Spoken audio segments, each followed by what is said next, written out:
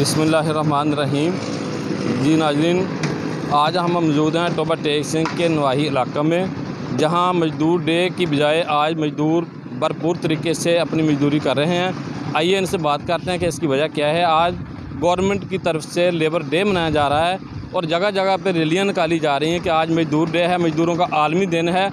मुल्क दुनिया भर की तरह पाकिस्तान में भी मज़दूर डे मनाया जा रहा है, लेकिन हम देखते हैं कि आज आपको दिखाते हैं, मज़दूरों से मिलवाते हैं कि उनके काम करने की वजह क्या है।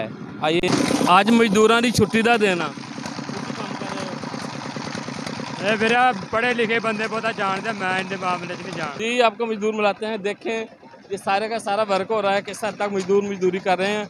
इनकी मजबूरी किस हद तक है, ये बच्चों का पेट पालने के लिए मज़दूरी ना करें तो क्या करें। गवर्नमेंट वो कह रहे हैं कि हमें गवर्नमेंट कोई रिलीफ नहीं दे रही, इसके बदले हमें तो अपना काम करना ही पड़ेगा ताकि हम अपने बच्चों का पेट पाल सकें। छुट्टी क्यों नहीं की?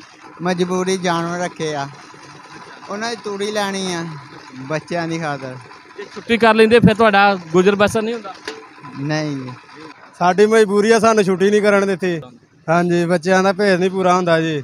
ਮਜਬੂਰ ਹੋ ਤੁਸੀਂ ਤਾਂ ਗਵਰਨਮੈਂਟ ਤੁਹਾਨੂੰ ਛੁੱਟੀ ਦੇ ਹਵਾਲੇ ਨਾਲ ਕੋਈ ਰਿਲੀਫ ਨਹੀਂ ਦੇ ਰਹੀ। ਨਹੀਂ ਜੀ, ਕੋਈ ਨਹੀਂ ਕਰ ਰਹੇ। ਤੁਸੀਂ ਕੀ ਚਾਹੁੰਦੇ ਹੋ, ਕੀ ਕੀਤਾ ਜਾਏ? ਅਸੀਂ ਆਂਦੇ ਆ ਜੀ ਮਹਿੰਗਾਈ ਘੱਟ ਹੋਵੇ।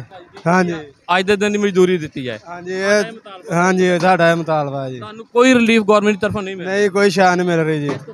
ਹਾਂਜੀ, ਅੱਜ ਛੁੱਟੀ ਦਾ ਦਿਨ ਆ, ਲੇਬਰ ਡੇ ਆ, ਤੁਸੀਂ ਮਜ਼ਦੂਰੀ ਤੇ ਲੱਗੇ ਹੋ। ਮਹਿੰਗਾਈ ਬਹੁਤ ਹੈ, ਨਹੀਂ ਗੁਜ਼ਾਰਾ ਹੋ ਰਿਹਾ ਜੀ। ਬੱਚਿਆਂ ਦਾ ਪੇਟ ਨਹੀਂ ਪੂਰਾ ਹੋ ਰਿਹਾ ਤੇ ਤੁਸੀਂ ਗਵਰਨਮੈਂਟ ਤੁਹਾਨੂੰ ਕੋਈ ਰਿਲੀਫ ਨਹੀਂ ਦਿੱਤੀ ਛੁੱਟੀ ਦੇ ਦਿਨ ਦਾ? ਕੋਈ ਕੁਝ ਨਹੀਂ ਮਿਲ ਰਿਹਾ। ਹਾਂਜੀ, ਅੱਛਾ, ਤੁਹਾਡਾ ਕੀ ਮੁਤਾਲਬਾ ਵਾ?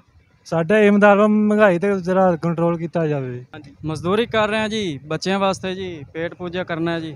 ਗਵਰਨਮੈਂਟ ਤਾਂ ਦਵਾਈ ਦੇ ਰਹੀ ਹੈ, ਅੱਜ ਛੁੱਟੀ ਦੇ ਦਿਨ ਮਜ਼ਦੂਰ ਛੁੱਟੀ ਮਨਾਉਣ, ਤੇ ਤੁਸੀਂ ਕਿਉਂ ਨਹੀਂ ਮਨਾ ਰਹੇ ਛੁੱਟੀ? ਗੌਰਮੈਂਟ ਜੀ ਛੁੱਟੀ ਦੇ ਹੀ ਨਹੀਂ ਰਹੀ ਜੀ। ਹਾਂਜੀ, ਮਤਲਬ ਇਹਦੇ ਬਦਲੇ ਤੁਹਾਨੂੰ ਕੋਈ ਰਿਲੀਫ ਨਹੀਂ ਮਿਲ ਰਿਹਾ? ਨਹੀਂ ਮਿਲ ਰਿਹਾ ਜੀ, ਬਿਲਕੁਲ। ਹਾਂਜੀ, ਕਣਕ ਦੇਖੋ ਜੀ 4000 5000 ਨੂੰ ਹੋ ਗਈ। ਬੱਚਿਆਂ ਦਾ ਪੇਟ ਪੂਜਾ ਕਿੱਦਾਂ ਕਰਨਾ ਜੀ? ਛੁੱਟੀ ਕਰਕੇ ਘਰ ਬਹਿ ਕੇ ਛੁੱਟੀ ਕਰ ਲਓ ਤਾਂ ਤੁਹਾਡੀ ਅੱਜ ਦਾ ਦਿਨ ਹੀ ਨਹੀਂ ਰਲਦਾ ਨਾਲ।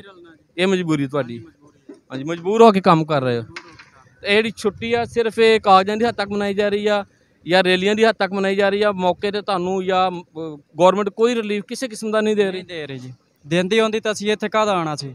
मजदूर बेबस हैं, तंग आकर छुट्टी वाले दिन भी छुट्टी नहीं मना रहे, नहीं कर सकते। वो कहते हैं हमारे बच्चों का पेट पूरा नहीं हो रहा, हम छुट्टी करेंगे तो हमारे बच्चे भूखे मर जाएंगे, हम क्या करें, हम मजबूर हैं।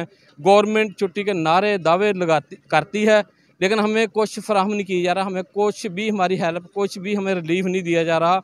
हम छुट्टी करके अपने बच्चों का पेट पूरा कैसे करें? जी।